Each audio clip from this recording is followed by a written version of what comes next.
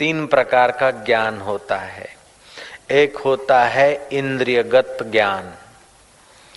आंख देखती है, आंख देखती आकाश कढ़ावे जैसा, लेकिन कढ़ावे जैसा नहीं है, आंख की बनावट ऐसी इसीलिए कढ़ावे जैसा दिखता है। कान सुनते हैं शब्द, लेकिन इसमें बुद्धि लगानी पड़ती। तो इंद्रियगत ज्ञान, इंद्रियगत ज्ञान। फिर दूसरा होता है बुद्धिगत ज्ञान, और तीसरा होता है वास्तविक ज्ञान। तो इंद्रियगत ज्ञान और बुद्धिगत ज्ञान के बीच में होता है मनोगत ज्ञान। तो आम आदमी मन के साथ ही जुड़े रहते हैं और अपन लोग सब मन में ही जीते हैं। तो मन का अगर इंद्रियों के तरफ झुकाव है तो जगत सच्चा लगेगा और घड़ी घड़ी में आकर्षण और विकार हमको नचाते रहेंगे। इंद्रियगत ज्ञान का आदर करने से आदमी अल्पमति हो जाता है और बुद्धिगत ज्ञान का आदर करने से आदमी तेजस्वी मति होता है। जो तेजस्वी मति होते होते होते ऊंचाई पर पहुंचता है तो वो परम तेज पुंज स्वरूप अपने शुद्ध बुद्ध अकाल पुरुष के आनंद को पा लेता है। तो इंद्रियगत ज्ञान, बुद्धिगत ज्ञान और वास्तविक ज्ञान। तो वास्तविक ज्ञान जो है वो सत्ता समान रूप से सबके पास ज्यों का त्यों है, लेकिन वास्तविक ज्ञान को पहचानने के लिए बुद्धि को वास्तविक बनना पड़ता है। जयराम जी की। तो बुद्धि को वास्तविक बनने के लिए बुद्धि से अवास्तविक कर्म थोड़े कम करने पड़ते हैं, थोड़ा उसको फ्रेश बनाना पड़ता है। तो इंद्रियगत ज्ञान आकर्षित कर देता है। जैसे बकरे ने हरा घास देख लिया, लपकार मार लिया, अब हमारे मालिक का या किसी का कोई नहीं, खा लिया, तो उसको बोलते पशु है। पशु को क्या पता। तो जो इंद्रियगत ज्ञान का अधिक आदर करता है उसकी मति अल्प होती है, पाशवी जीवन जीना पड़ता है उसको। मानो हम इंद्रियगत ज्ञान में जीते, रास्ते से आ रहे हैं, हमने चाट देखी, गाड़ी रोक दी, चाट खा ली, लेकिन बुद्धि का उपयोग करा तो कि अभी चाट कैसे खाएंगे, भोजन किया है, 3.5 घंटे बीते नहीं है और चाट में न जाने क्या क्या चीज है, इससे हमारा स्वास्थ्य बिगड़ेगा, अच्छा नहीं लगेगा। तो बुद्धिगत ज्ञान का आदर करने से परिणाम का विचार होता है और इंद्रियोगत ज्ञान का आदर करने से स्वाद का आकर्षण होता है। जब इंद्रियगत ज्ञान के आदर में मन लपक पड़ता है तो आदमी का मन इंद्रियों के साथ जड़ पदार्थों के तरफ भागना शुरू करता है और बुद्धि का आदर न होने से, बुद्धिगत ज्ञान का आदर न होने से मन और इंद्रियां एक तरफी हो जाती और बुद्धि को आध्यात्मिक कोई नियम न होने से, कोई स्वस्थता या सत्संग आदि का या कोई जप तप आदि का प्रभाव न होने से फिर बुद्धि भी उनके पीछे पीछे भागती फिरती है। तो इससे फिर जीवन अधोगति के तरफ चला जाता है। जब मशीन को पहले मशीन को काम दिया जाता है और इंसान को ज्ञान दिया जाता है और ज्ञान के साथ भी एक ऐहिक ज्ञान होता है, दूसरा अलौकिक ज्ञान होता है और तीसरा ब्रह्म ज्ञान होता है। तो ब्रह्म ज्ञान के पुजारियों को अथवा ब्रह्म ज्ञान के पिपासुओं को ऐहिक ज्ञान और अलौकिक ज्ञान ये जहाँ से आता है वह है वास्तविक ज्ञान। उस वास्तविक ज्ञान का जितना आदर होगा उतना ही उनकी बुद्धि उधर के लिए समय लगाएगी और उतना ही उसके इंद्रियों पर और मन पर बुद्धि का अधिकार जमता जाएगा। ज्यों ज्यों मन और बुद्धि का अधिकार जमता जाएगा, ज्यों ज्यों इंद्रियों पर और मन पर बुद्धि का अधिकार जमता जाएगा, त्यों त्यों बुद्धि रित्य के करीब चली जाएगी। रित माना सत्य, और सत्य के करीब जाते ही बुद्धि को सत्य स्वरूप अकाल पुरुष का, परब्रह्म परमात्मा का साक्षात्कार होगा। तब वह बुद्धि रितंभरा प्रज्ञा कही जाती है। गीता में कहा तस्य प्रज्ञा प्रतिष्ठिता, उसकी प्रज्ञा प्रतिष्ठित हो गई। हम थोड़ी देर के लिए ये खा लिया, जरा सा मजा आया, लेकिन परिणाम में क्या बीमारी होगी, मन कितना चंचल होगा, ये नहीं सोचा तो आगे चल के बहुत दुख भोगना पड़ेगा। तो बुद्धि का आदर करने से बुद्धि परिणाम का ख्याल देती है और इंद्रियां वर्तमान के आकर्षण में गिरा देती है। तो पशु में और मनुष्य में इतना ही फासला है। हालांकि मनुष्य की अपेक्षा पशुओं में बहुत शक्ति होती है, फिर भी बुद्धिगत ज्ञान मनुष्य का पशु की अपेक्षा ज्यादा विकसित है। इसलिए बड़े बड़े पशुओं पर मनुष्य का अधिकार हो जाता है। हाथी पर एक महावत अधिकार कर लेता है, शेरों को भी एक व्यक्ति नचा लेता है, सरगस में तुमने देखा होगा, या ऊंटों को, या और बड़े बड़े पशुओं को। तो फिजिकल जो शरीर है हमारा, स्थूल शरीर, इस स्थूल शरीर में सारे संसार का सार स्थूल शरीर है। ये स्थूल शरीर में इंद्रियां हैं, सार इंद्रियों का सार मन है, मन का सार बुद्धि है, और बुद्धि का सार चिदावली है, और चिदावली का सार वो सच्चिदानंद चैतन्य परमात्मा है। अगर बुद्धि इधर के तरफ आती है, अब शरीर का संसार का सार शरीर कैसे बाबा जी, कि देखो आप किसी मकान के मालिक हैं या किसी अधिकारी हैं या जेवर हैं या कुछ भी है, जो कुछ आपके पास है, जब तक आपका श्वास है तब तक आप उसके मालिक है, आपकी चीज है। अगर श्वास निकल गया तो कुछ भी नहीं। श्री रामचंद्र जी का जीवन देखो, कभी वो मोहन भोग पाते हैं तो कभी कंदमूल पाते हैं, लेकिन श्री रामचंद्र जी मन बुद्धि से सदैव परे अपने राम तत्व में ज्यों के त्यों। कभी सज्जन और साधुओं से सम्मानित होते हैं और कभी दुर्जनों से अपमानित होते हैं, फिर भी अंतःकरण का वह प्रसाद ज्यों का त्यों। राम जी कभी कुपित होते हैं युद्ध में तो कभी संतुष्ट होते हुए दिखते हैं, लेकिन अंदर से परम संतुष्ट जगह पर हैं।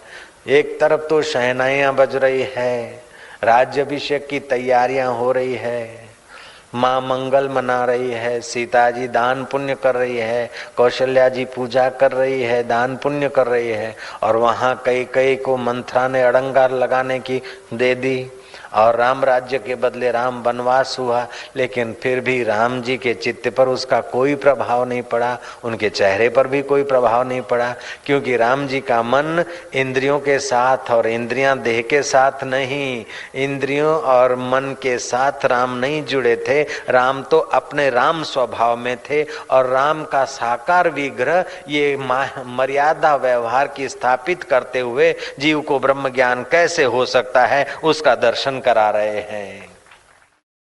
चित्त की जो छोटी स्थिति है उसमें बाहर की उपलब्धि अथवा बाहर का हानि और लाभ महत्व रखता है, लेकिन चित्त की ऊंची स्थिति में बाहर का हानि लाभ कोई वैल्यू नहीं रखता है। बाहर के दुनिया की वाहवाही अथवा निंदा, बाहर के दुनिया की उपलब्धि अथवा अनुपलब्धि कोई कीमत नहीं रखती। जैसे सरोवर के किनारे, दरिया के किनारे अनजान आदमी खड़ा है, देखता है एक तरंग उठा, दूसरा उठा, कोई मैला है, कोई बड़ा है, कोई छोटा है, कहीं रेतीला तट है तो कहीं मिट्टीला तट है, तो मिट्टी के तट पर तरंगे मैले दिखते हैं, पत्थरों के तट पर तरंग कुछ स्वच्छ दिखते हैं। तो ये उछलते कूदते शोर मचाते तरंगों की गहराई में शांत उदधि है, ये उस बेचारे को पता ही नहीं। ऐसे ही यहाँ हमारे अंतःकरण की ओछी स्थिति में ये मेरा तेरा, अच्छा बुरा, ये विकारी है, अच्छा है, पापी है, पुण्यात्मा है, ये सब दौड़ धूप होती है, लेकिन गहराई में देखो तो कोई नहीं। एक नूर ते सब जग उपजा, कौन पले कौन मंदे। तुलसीदास जी महाराज जा रहे थे, जहाँ से प्रभु जी यात्रा किए हैं वनवास की, वहां से तुलसीदास जी ने थोड़ी यात्रा की। यात्रा करते करते ऐसे जंगल में पहुंचे जहाँ पगडंडी पर एक विलासी आदमी वैश्या के साथ अपना भोग विलास कर रहा है। तुलसीदास ने सोचा कि वापस मुड़ूंगा तो भी संकोच होगा उसको, और वहां जाऊंगा तो भी संकोच होगा। अब मेरे जाने बोलने से ये बदलेगा नहीं, अब मैं क्या करूं। संत तुलसीदास जी ने आंखें बंद कर दी, लीला कर लिया, वो डंडा ठोकने लग गए। ए भाई, मुझ अंधे को कोई रास्ता दिखाने वाला है कोई मुझे अंधे को रास्ता दिखाने वाला? वो विलासी आदमी ने कहा, ए बाबा, ए सूरदास, सीधे सीधे चले जाओ, बस यही है ये घाटी से निकलने का रास्ता। वो तुलसीदास जी लकड़ी ठोकते ठोकते वो सकड़ी जंगल की घाटी से निकल गए बाहर आए तो देखा कि सियाराम जी सामने। प्रभु प्रभु आप कैसे? बोले सज्जनों में तो सब कोई मुझे देखता है, लेकिन दुर्जन की गहराई में भी जो मुझे देखता है उसको देखने के लिए मैं बिना बुलाए आ जाता हूँ। अब समाज का सामाजिक दोष कहो, व्यक्ति का व्यक्तिगत दोष कहो, व्यक्ति जैसा अपने को अपने रहना सहना चाहता है, अपने को जैसा अच्छा लगता है, ऐसे लोगों को वो अच्छा मानता है और दूसरे लोगों को बुरा मानता है। तो ये किसी से राग होगा और किसी से द्वेष होगा, तरंगों में ही जीवन खप जाएगा। जय राम जी की। मुंडे मुंडे मतिर भिन्ना, सब अपने अपने प्रारब्ध से आते हैं। कोई सीधा नरक से आया है तो कोई सीधा स्वर्ग से आया है। एक ही पिता के 4 बच्चे एक जैसे नहीं होते, कोई दुर्योधन जैसा होता है तो कोई अर्जुन जैसा भी होता है। तो हम चाहते कि हमारे बच्चे ऐसे हो, जैसा मेरा स्वभाव हो ऐसा ही मेरी पत्नी का स्वभाव हो, ऐसा ही मेरे गुरु भाई का स्वभाव हो, ऐसा ही फलाने का हो, ऐसा ही फलाने का हो। अगर ऐसा स्वभाव करने बैठे तो सृष्टि ठप हो जाएगी।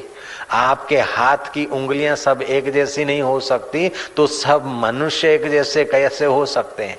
यही तो ईश्वर की लीला है, इसी में तो आनंद है, इसी में प्रोग्रेस है।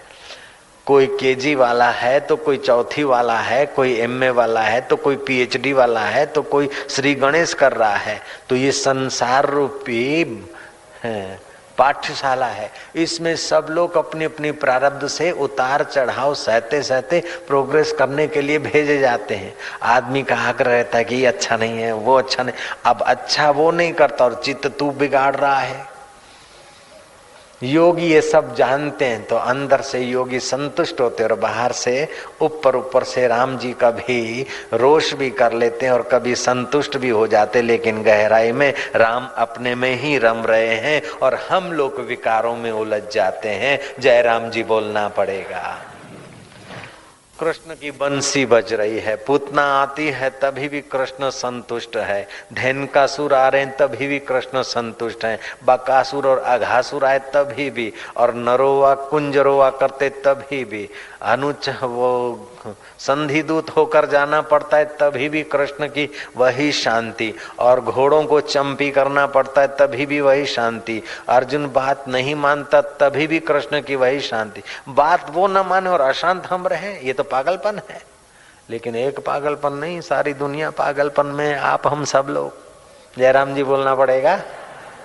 संतुष्ट सततम योगी, जिसने उस दरिया की गहराई का स्वाद ले लिया है वो भीतर से संतुष्ट रहता है। रागे रागवताम, राग के समय राग जैसा लगेगा लेकिन अंदर से राग नहीं, द्वेष के समान, द्वेष के वक्त द्वेष जैसा लगेगा।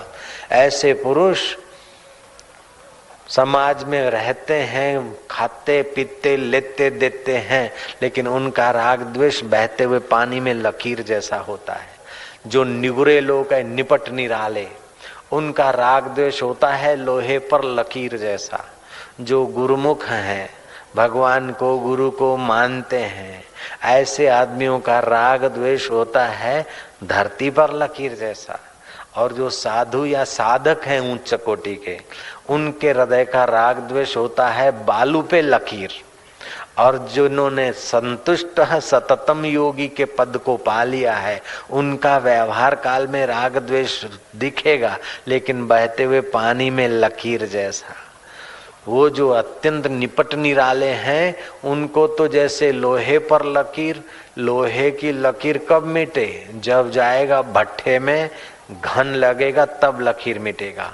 मृत्यु की घन लगता है तब आदमी राग द्वेष भूलता है, नहीं तो 20 साल हो गए बदला लिए बिना आदमी मरने के बाद सांप होके भी बदला लेते हैं, जयराम जी के ऐसे होते निपट निराले।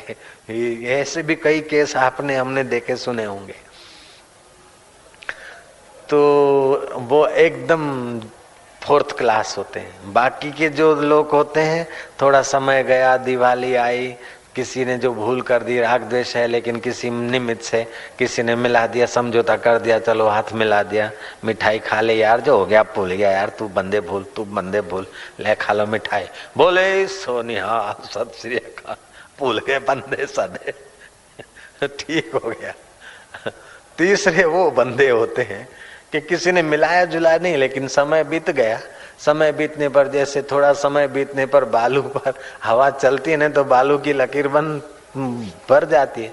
थोड़ा समय गया, अच्छा छोड़ो यार, जो करेगा अपना क्या, हो गया हो गया, वो भी आखिर बंदा है, वो भी साधु है, असाधु है, साधु साधु में भी होता है, लेकिन उदार हृदय के साधु होते हैं कि चलो यार, चलो गुरु भाई, जो हो गया यार, चलो। कभी कभी तो साधुओं की बोली बड़ी अटपटी होती है। कभी कभी लड़ते और शाम को फिर उसी जगह मिलकर भोजन खाएंगे। तो ये बालू पे लकीर जैसा है। लेकिन ब्रह्मवेता जो है वो तो बहते पानी में लकीर जैसा। राग दिखेगा, अनुकूलता में प्रतिकूलता में उनके चित्त की स्थिति अथवा उनका हाव भाव दिखेगा। लेकिन जैसे पानी में आपने लकीर पकड़ी है, उंगली पकड़ी है, तो दिख रही है लकीर, लेकिन दिखते दिखते ही मिट रही है। इतना शुद्ध चित्त हो जाता है। समझ, ऐसे पुरुष सतत संतुष्ट रहते हैं। संतुष्ट सततम योगी ही। यत आत्मा जो यत्नशील है, प्रयत्नशील है, अपने हृदय को नहीं बिगाड़ना चाहते। राग से भी हृदय बिगड़ता है और द्वेष से भी हृदय बिगड़ता है। हम लोग भजन तो करते हैं, लेकिन अपने हृदय की रक्षा करने का ख्याल अगर नहीं करते न, तो भजन 25 साल करते रहो, इतना फायदा नहीं होता जितना होना चाहिए। अगर हृदय की रक्षा करके हम भजन करते तो 25 महीने का भजन भी बहुत चमत्कार कर देता है, 25 हफ्ता का भजन भी बहुत चमत्कार कर देता है। आप बुरा न मानो तो मैं खुदा की कसम खा के बोलता हूँ कि 25 दिन का भी भजन भी बहुत चमत्कार कर देता है। ऐसे भी प्रयोग है। रक्षताम रक्षताम कोशा नाम अपि हृदय कोशम। हृदय कोश की रक्षा करो। आदमी कपड़े को तो संभालता है, रुपए को तो संभालता है, कुटिया को तो संभालता है, तुम्बा को तो संभालता है, लेकिन ये हृदय रूपी तुम्बा को संभाले तो बेड़ा पार हो जाए। नारायण बोलो ना तुम लोग, नारायण नारायण। नर नारी में जो चमचम चमक रहा है, जो हृदय की धड़कनें चला रहा है, उस परमेश्वर का नाम है नारायण। तो जो भी काम हम करें उस नारायण की स्मृति वाला करें, इससे हृदय हमारा स्वच्छ होगा और बुद्धि पुष्ट होगी। तो दूसरी बात भगवान कहते कि एक पहली बात है संतुष्ट सततम योगी। योगी ही सतत संतुष्ट रह सकता है, भोग में सतत सुख देने की शक्ति नहीं। ये बात समझ लेना चाहिए। जिस दिन ये बात ठीक से समझ में आ गई कि दुनिया की सब चीजें एक व्यक्ति को दे दी जाए, फिर भी पूर्ण संतुष्ट नहीं होगा। अगर पूर्ण संतुष्ट जैसा दिखता है, बोलता मैं पूर्ण संतुष्ट हूं, तो या तो बेचारा वो बेवकूफ है या तो धोखा देता है। दुनिया की सब चीज एक व्यक्ति को दे दे, सारी सत्ता एक व्यक्ति को दे दी जाए, सारा सौंदर्य एक व्यक्ति के पास आ जाए, फिर भी प्रकृति पूर्ण नहीं, तो प्रकृति की चीजें पाकर पूर्ण सुखी कौन हो सकता है। संतुष्ट सततम योगी ही। यतात्मा दृढ़ निश्चया। योगी कैसा कि जो यत्नशील है और दृढ़ निश्चय है। फिर मई अर्पितो मनोबुद्धि। मुझ में जिसने मन बुद्धि अर्पित किया, इंद्रियों में नहीं, विषयों में नहीं, संसार के उतार चढ़ाव के तरंगों में नहीं, लेकिन मुझ गहराई स्वरूप चैतन्य में जिसने मन बुद्धि अर्पित किया। तुलसीदास ने खूब सुंदर बात कही, सो जाने जासुदेव जनाही, जानत तुम ही हो जाई। उसको जानने से वो वही रूप हो जाता है। तो ऐसा पुरुष जब वही रूप हो गया, तो फिर उससे तत्र कह शोक कह मोह एकम अनुपश्यति। उसको शोक कहाँ, मोह कहाँ, वो तो एक ही एक देखता है। जिधर देखता हूँ खुदा ही खुदा है, खुदा से न कोई चीज जुदा है। जब अव्वल और आखिर खुदा ही खुदा है तो अब भी वही है, क्या उसके सिवा है आगा जो अम्बा जरों का जेवर में, मियाँ से न हरगिज वो गैर हो रहा है। जिसे तुम दुनिया समझते हो गाफिल, वो कुल हक ही हक है, न जुदा है न बका है। सही बात तो भगवान हमसे एक मिनट के लिए भी अलग नहीं हो सकते। हम ईश्वर से दूर हो नहीं सकते। हमारे बाप की भी ताकत नहीं कि हम ईश्वर से दूर हो सके, और ईश्वर की भी ताकत नहीं कि हमारे से दूर हो सके। जयराम जी तो बोलना पड़ेगा। बीरबल बैठा था, अकबर ने देखा कि इसको छेड़खानी करे कुछ ज्ञान मिलेगा। और बीरबल को देखकर अकबर मुंह छेंटता है, बोले दे देख बीरबल कैसा लगता हूं। बोले जहां पना तुम तो बहुत बड़े, खुदा से भी बड़े। बोले ये क्या, वो जरा धर्म का थोड़ा ख्याल रखता था। अकबर ने हिंदू धर्म का थोड़ा आदर किया और हिंदू सरदारों को साथ में रखा, इसलिए अकबर का डिम डिम चला। बाकी के लोगों ने ये अक्कल का उपयोग नहीं किया तो उनकी शक्लें बदल गई, शैतानी कार्रवाइयों में लग गए। तो बीरबल ने कहा कि हजूर आप तो खुदा से भी बड़े। बोले ये क्या बदतमीजी, मैं खुदा से बड़े कैसे? बोले क्यों नहीं? हजूर खुदा अपने राज्य में से किसी को निकाल नहीं सकते, आप तो निकाल सकते। खुदा अपने राज्य में से किसी को नहीं निकाल सकता। जैसे आकाश आपको किसी को नहीं निकाल सकता, आप अपने में से आकाश को नहीं निकाल सकते, और आकाश अपने में से तुमको नहीं निकाल सकता। और दूसरी बात के हजूर आप अभी दिखे और बाद में छुप सकते, लेकिन एक बार जो रब दिख जाता है, वो राम दिख जाता है, फिर राम की ताकत नहीं कि छुप सके। एक बार राम दिख जाए, अनुभव में आ जाए, एक बार ज्ञान हो जाए, उसका अज्ञान नहीं होता है। ये अलार्म छोटी सी घड़ी है सफेद, ये आपने देख ली, इसका आपको ज्ञान हो गया। अब हमने इसको छुपा दिया, आपको बातों में लगा दिया।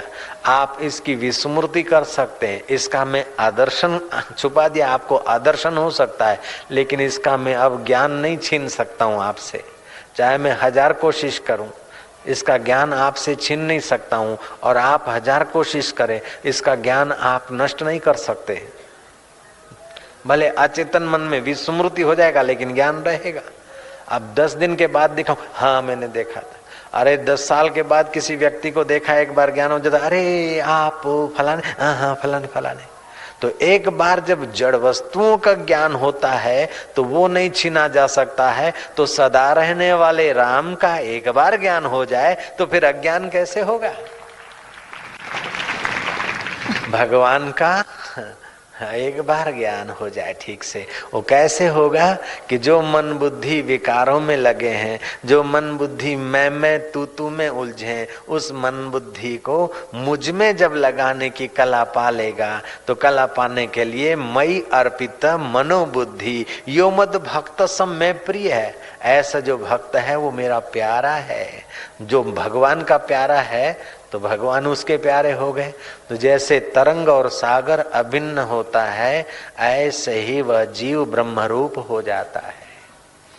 फिर जीवात्मा की संज्ञा जैसा बाहर से, उसके शरीर की संज्ञा भले कह दो फलाने महाराज, फलाने भाई, फलाने माई, लेकिन अंदर से तो वही चीज है। अर्जुन उसमें और मुझ में फिर फेर नहीं। अगर फेर देखना चाहते हो तो वो शरीर है और मैं आत्मा हूँ, नहीं मैं शरीर और वो मेरा आत्मा है। जैसे 2 दियों का प्रकाश कमरे में हो, अब कौन से दिए का कौन सा प्रकाश भिन्न करना असंभव है, ऐसे ही उस योगी का आनंद और सच्चिदानंद का आनंद एक ही हो जाता है। ये भारतीय संस्कृति की विशेषता है कि जीव को कितना ऊपर उठाती है। और लोग और धर्म सब अपनी अपनी जगह पे अच्छे हैं, लेकिन और समझते हैं कि तुम अच्छा करो, बिस्त में जाओगे, वहाँ शराब के चश्मे मिलेंगे, खूब भरपेट शराब पियो, हूरे मिलेगी, हूरे मना वैश्य मिलेगी।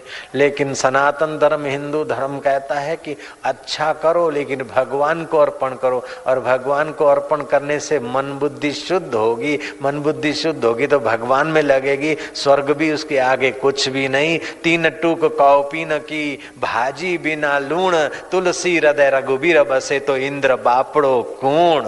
ये भारतीय संस्कृति की महिमा है। पीत्वा ब्रह्म रस योगिनो भूत्वा उन्मतः, इंद्रोमपि रंकवत भाष्येत अन्यस्य क्या वार्ता।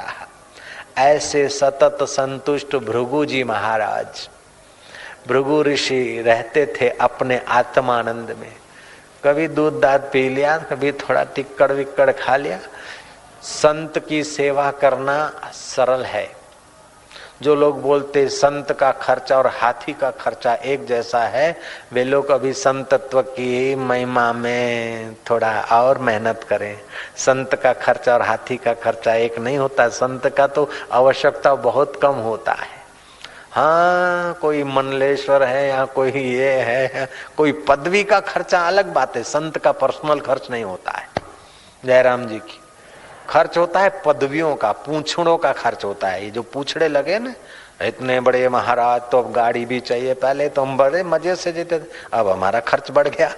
जयराम जी की पैदल आवे तो यहाँ तक पहुंचना भी मुश्किल हो जाए, लोग पैर छुएंगे, गाड़ी आ गई रखनी पड़ी, जरा ये आडंबर करना पड़ा। नहीं तो पहले तो ऐसे वैसे अब ना चल जाता है। अभी भी अपने अकेले रहते तो अपने राम ऐसे ही फकड़शाही से रहते हैं। ये तो यहाँ आके जरा थोड़ा आडंबर में बैठना पड़ता है, क्योंकि ये गादी है। जयराम जी की बोलना पड़ेगा। तुम बोलो, कंजूसी ना करो, जयराम जी की। हाँ, तो बोलते संत का खर्चा और हाथी का खर्चा एक जैसा, आटे की बचत और नोटों का कबाड़ा, यही है पुराना अखाड़ा। एक तो कहावत है, वास्तव में तो संत की आवश्यकता निजी बहुत कम होती। खुला आकाश, शुद्ध पानी मिल जाए, शुद्ध हवा मिल जाए, छोटा मोटा शुद्ध टुकड़ा मिल जाए या दूध मिल जाए, थोड़ा हो गया। ऐसे भृगु ऋषि की सेवा करता था शुक्र। तो संत की सेवा करना आसान है, लेकिन उसको मस्का मार के खुश करना कठिन है। जयराम जी की। और अज्ञानियों का मस्का मार के खुश करना आसान है, लेकिन उनकी इच्छाएं पूरी करना कठिन होता है। जयराम जी की। जयराम जी बोला करो, देखो ये इतना तो कृपा करो। तो भृगु ऋषि की सेवा करता था शुक्र। शुक्र सेवा करता था, तो सेवा करते करते जिसका आप आदर से चिंतन करते, उसका गुण थोड़ा बहुत अनजाने में भी आ जाएगा। दोष भी अगर किसी का चिंतन द्वेष से करते हो, मन बुद्धि जिधर भी लगाओगे तो उसमें जो भी होगा वो ले आएंगे। तुम्हारे मन बुद्धि में ये शक्ति, तुम जिधर भी लगाओगे, सिनेमा में लगाओगे ना, और कुछ नहीं, तुम केवल थिएटर में जाओ तो वहां गाना गाने का विचार आ जाएगा। गाना नहीं जानते तो कलर ठीक करने का भाव आ जाएगा, क्योंकि वहां ऐसे ही लोग जाते हैं। और नहीं तो गाना भी नहीं जानते, कलर वालर भी नहीं, तो फिर कम से कम ये चालू कर दोगे, क्योंकि वो थिएटर का प्रभाव है, भूमि का प्रभाव है। तो जब जड़ भूमि का इतना प्रभाव है, गए दिन किसी चर्च का यूरोप में उद्घाटन हुआ और प्रार्थना के बाद सब लोगों का मन बढ़ा असंतुष्ट, अशांति, मार काट के विचार। रिसर्च किया गया कि मार काट के विचार क्यों आए सबको। बोले 50 साल पहले यहाँ कसाई खाना था, मारकाट होती थी, तो अभी भी सबको मारकाट के विचार आ रहे हैं। तो जब जड़ जगह भी अपना प्रभाव देती है, तो जिसका चिंतन करेगा उसका प्रभाव आएगा, जिसकी सेवा करेगा उसका गुण आएगा। तो भृगु ऋषि की सेवा करते थे उनके सेवक शुक्र। तो फिर दूध दे दिया, भाई वो जरा झाड़ू माड़ू मार दिया, गुरु महाराज बैठ गए समाधि में। अब चेला महाराज क्या करे, चलो अपने भी जरा फूंको, प्राणायाम खींचो। अब सुल्फा वाला गुरु होगा तो चेला सुल्फा मारेगा, तो और गुरु ध्यान भजन वाला होगा, मन बुद्धि भगवान में अर्पण करने वाला होगा, तो चेला भी ये करेगा। तो ऐसा करते करते शुक्र को कुंडलनी शक्ति जागृत हो गई। ये मैंने साधना की और इसकी सच्चाई का मैंने अनुभव किया है। मैं केवल पढ़कर आपके आगे अर्ज नहीं कर रहा हूँ। मैंने कई योगियों का सानिध्य लिया और हमारे गुरुजी के और दूसरे महापुरुषों के संपर्क में मैंने इसकी सच्चाई जानी है। अभी भी है, योग की सच्चाई महत्व रखती है। और अभी भी वो चित्त शक्ति, कुंडलिनी शक्ति जग जाए तो ध्यान करना नहीं पड़ता है, होने लगता है। और आपकी नस नाड़ियां ऑटोमेटिक शुद्ध होने लगेगी। आपको किस वक्त कौन से आसन की जरूरत है वो आप ध्यान में बैठेंगे, ऑटोमेटिक ध्यान में आसन शुरू हो जाएंगे, एक्शन से शुरू हो जाएगी। ये बिल्कुल पक्की बात है, सच्ची बात है, अनुभव की बात है। तो एकांत में रहने वाले भृगु ऋषि जो धारणा ध्यान समाधि करके अपने आत्मा परमात्मा में संतुष्ट थे, उनके वाइब्रेशनों का प्रभाव, उनकी सेवा का पुण्य शुक्र को ध्यान लगने लग गया। शुक्र को ध्यान लगने लग गया। एक होता है ध्यान करना और दूसरा होता है ध्यान हो जाना। ध्यान करने में हम लोगों को मेहनत भी करनी पड़ती है, सावधानी भी रखनी पड़ती है और कई बार ध्यान नहीं भी लगता है। और ध्यान जब होने लगता है, जो होने लगता है उसकी थकान नहीं होती। जैसे आंख की पलकें अपने आप चलती है तो इसकी कोई थकान नहीं, श्वासोश्वास अपने आप चलता है तो कोई थकान नहीं। लेकिन ऐसी ज्ञान मुद्रा करके बैठो, जरा सा मन इधर उधर गया तो खुल जाएगी। ज्यादा देर करके बैठो तो थकान हो जाएगी। आपने आंख की पलकें खाली गिनती से चलाओ तो थक जाओगे, और चल रही है स्वाभाविक तो नहीं थकेगा। तो ध्यान करना ये आरंभ है। लेकिन कोई महापुरुष मिल जाए युक्ति वाले और थोड़ा सा उनका अपना कृपा का धक्का मिल जाए तो ध्यान होने लगता है। जब ध्यान होने लगता है ना तो अंदर से स्वाद रस अनुभूतियां आने लगती, और फिर अपने आप आदमी के वो केंद्र रूपांतरित होते रहते हैं। तो शुक्र के केंद्र थोड़े रूपांतरित हुए और वो तीसरे नेत्र तक पहुंच गए। आज्ञा चक्र, छठा केंद्र, तीसरा नेत्र। तीसरा नेत्र जब रूपांतरित होता है तो सूक्ष्म जगत की लीलाएं दिखती है। जयराम जी बोलना पड़ेगा। तो शुक्र को वो लीला दिखी, सूक्ष्म जगत देखा। तो एक बार सूक्ष्म जगत में उसने देखा कि विश्वाची नाम की बड़ी सुंदर अप्सरा आई। तो शुक्र पूरा आत्म परमात्मा में मन लीन नहीं था और संसार में भी नहीं था, बीच में झोंके खाता था। न एकदम मूढ़ था, पामर था, इंद्रियों का गुलाम, और न पूरा मन बुद्धि भगवान में, बीच में झोंके खाता था। तो खतरा बीच वाले को होता है, जो धरती पे पड़ा है उसको भी नहीं, जो गुरुत्व आकर्षण नियम के बाहर चला गया उसको भी खतरा नहीं। खतरा तो बीच वाले को ही होता है। महंगाई का खतरा भी बीच वाले को ही होता है बेचारे को। जो एकदम साधारण जीते, पति पत्नी सब कमाते, उनको भी कुछ नहीं, और जो एकदम टॉप के उनको भी कुछ नहीं। तो शुक्र ने विश्वाची को देखा और उसका मन विश्वाची से आकर्षित हुआ। तो शुक्र, भृगु का शिष्य शुक्र, अपना ये फिजिकल बॉडी, ये स्थूल शरीर छोड़कर मनः शरीर से उसके पीछे गया। आप घड़ी भर ध्यान से बैठे बैठे सुनना इसको। उसके पीछे गया तो विश्वाची का तो स्वर्ग का रास्ता देखा था, फटाक से पहुंच गई। शुक्र कुछ क्षणों के बाद पहुंचा तो देवताओं के दूत जो होते हैं, देवदूतों में ये शक्ति होती है कि कौन सा आदमी पृथ्वी मंडल के कौन से इलाके से आ रहा है, किस पर्पस से आ रहा है, किसका बेटा है, किसका शिष्य है, ये वो लोग जान जाते हैं। देवदूत ने जाकर इंद्र को बताया कि भगवान भृगु का शिष्य शुक्र विश्वाची अप्सरा का सौंदर्य देखकर काम वासना से विमोहित होकर स्वर्ग में आ रहा है, क्या आज्ञा है देवेंद्र। देवेंद्र ने कहा, अभी भले वो पतित भाव से आ रहा है, लेकिन फिर भी ब्रह्मज्ञानी की सेवा क्या है, जिसका मन सदा आत्मा परमात्मा में संतुष्ट है, ऐसे महापुरुष का सेवक है, उसको आदर सहित ले आओ। शुक्र को आदर सहित स्वर्ग में लाया गया। इंद्र अपने स्वर्ग के आसन से उतरे हैं और उसको शुक्र को बिठाकर अर्घ्यपाद से इंद्र ने शुक्र का स्वागत किया है। और बाद में अनुचरों को कहा है कि विश्वाची नंदनवन में विचरण करती होगी, इनसे इनको मिला दो। शुक्र विश्वाची से मिले और जितना पुण्य प्रभाव था वर्षों तक वहां स्वर्ग में रहे। बाद में पुण्य क्षीण हुए, धकेले गए, गिराए गए। वो किसी राजा की कन्या हुई और ये किसी ब्राह्मण के पुत्र हुए। स्वयंवर रचा गया और अगले जन्म का आकर्षण ने और कर्मानुबंध ने फिर वैजंती माला पहरा दी और वो ब्राह्मण कुमार राजा का जमआई बन गया।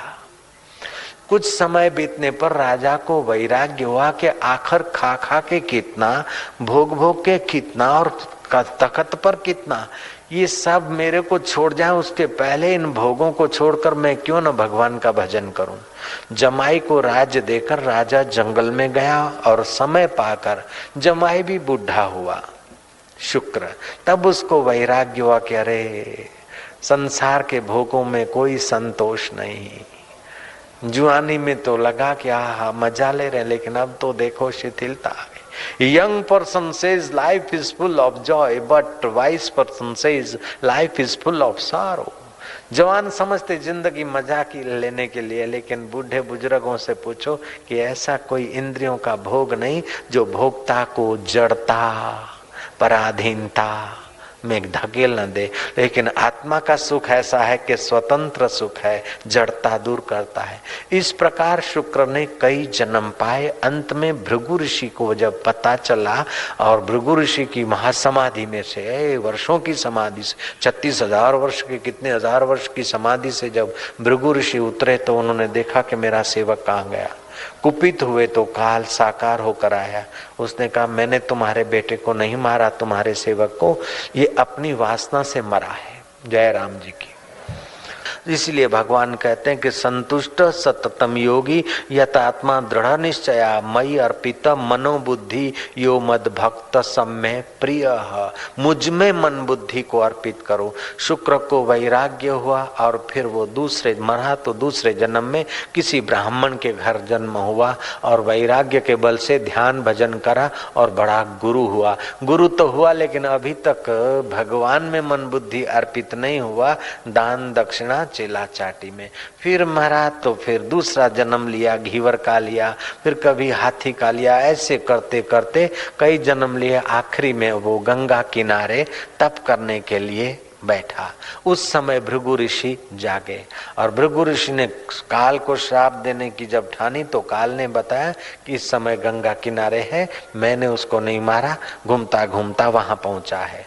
तो काल देवता और भृगु ऋषि आए और शुक्र को वहां जगाया और शुक्र को थोड़ी सी मदद दी और वही शुक्र आगे चलकर दैत्यों के गुरु भी हुए और चिरंजीवी भी हुए, संजीवनी विद्या भी सीखे।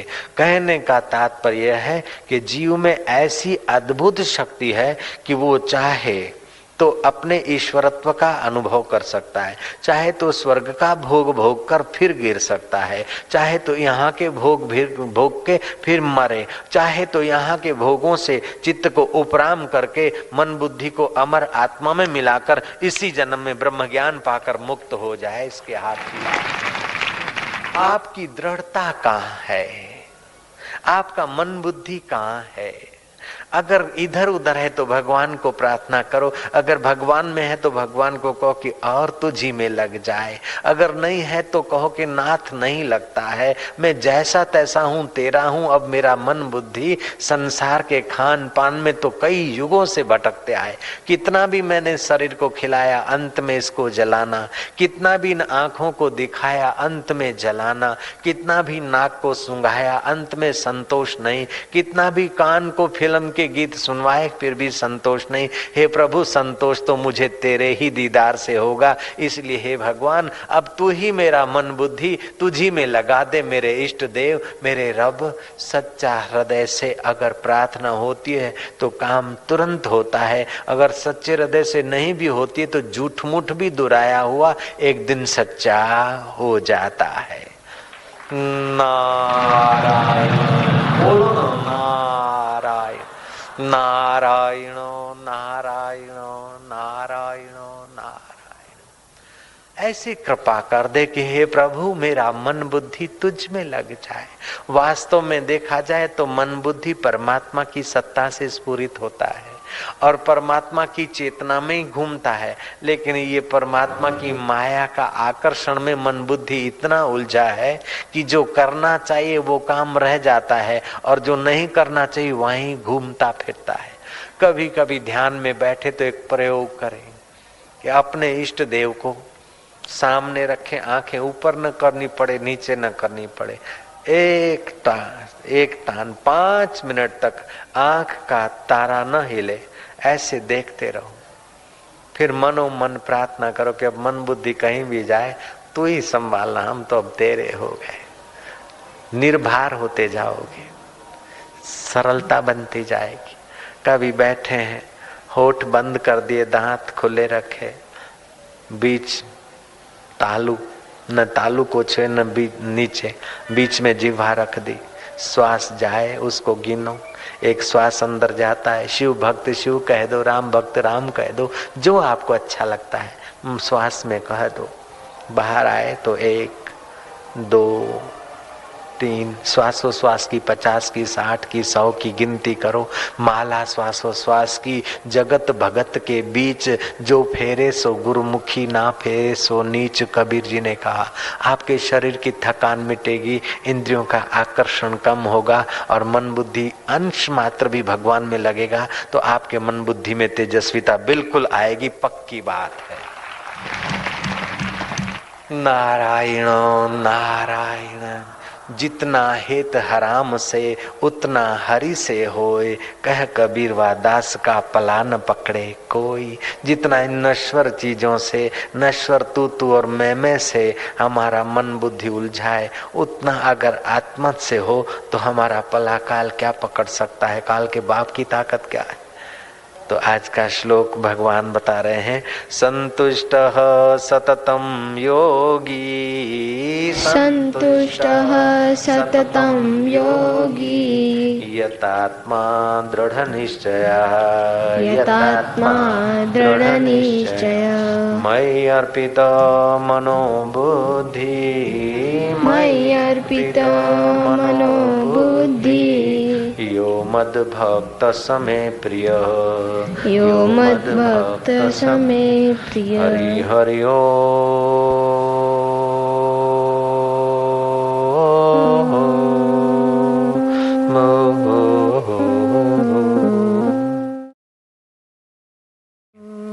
इंद्रियों का स्वामी मन है, मन का स्वामी प्राण है। प्राण जितने सूक्ष्म होते हैं उतना तुम्हारा प्रभाव बढ़ जाएगा। 12 उंगल श्वास चलता है, अगर प्राणायाम की रीत का पता चल जाए, 11 उंगल की रिधम पे आ जाए तो पटुता की सिद्धि तुम्हारे चरणों में हाजिर हो जाती है। निष्कामता की सिद्धि तुम्हारे चित्त में अपने आप चमकने लगती है। 2 उंगल श्वास नियंत्रित हो जाए तो सरलता, पटुता और चित्त के प्रसाद का कुछ अनुभव होने लगेगा। 3 उंगल श्वास की रिधम कम हो जाए तो कवित्व शक्ति खिलने लगती है। तुम अभी गहरा श्वास लो और सच्चे हृदय से भगवान में मन बुद्धि अर्पित हो, ऐसी प्रार्थना कर लो। बस उस प्यारे को धन्यवाद दो कि हमें उसने श्रद्धा दी, सनातन धर्म में जन्म दिया और अपने स्वरूप का दान दे, ऐसी मति और हमारी गति कर दे। प्रभु तेरी जय हो। मारा वालुड़ा, हे मेरे महाकाल, हे काल के काल अकाल पुरुष, हे आत्मदेव, हे कल्याण स्वरूप, हे शिव स्वरूप, हे आद्य शक्ति जगदम्बा स्वरूप, हे चैतन्य स्वरूप, रोम रोम में रमने वाले मेरे राम, हे कर्षति आकर्षति कृष्ण, हम जैसे तैसे हैं तेरे ही हैं, क्योंकि तुझी से हमारा मन बुद्धि स्फुरित होता है। अब तुझी में अर्पित कर रहे हैं, हम न भी कर सके तो तू मोड़ लेना मेरे मधुर प्रभु। हरि हरि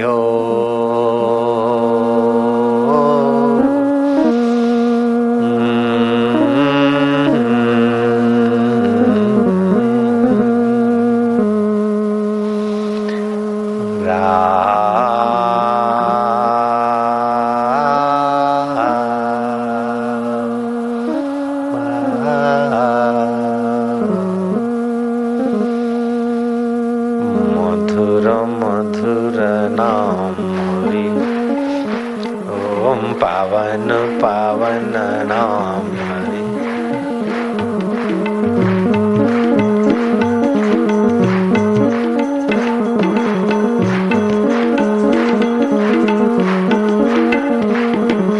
साधक का सहारा नाम हरि हरि ओम, भक्तों का प्यारा नाम हरि हरि ओम, गौरंग बोले प्यारा नाम हरि का किनारा नाम हरि हरि ओम। मंगल मंगल नाम हरि हरि ओम, पावन पावन नाम हरि हरि ओम, पावन पावन नाम हरि ओम। मंगल मंगल नाम हरि हरि ओम।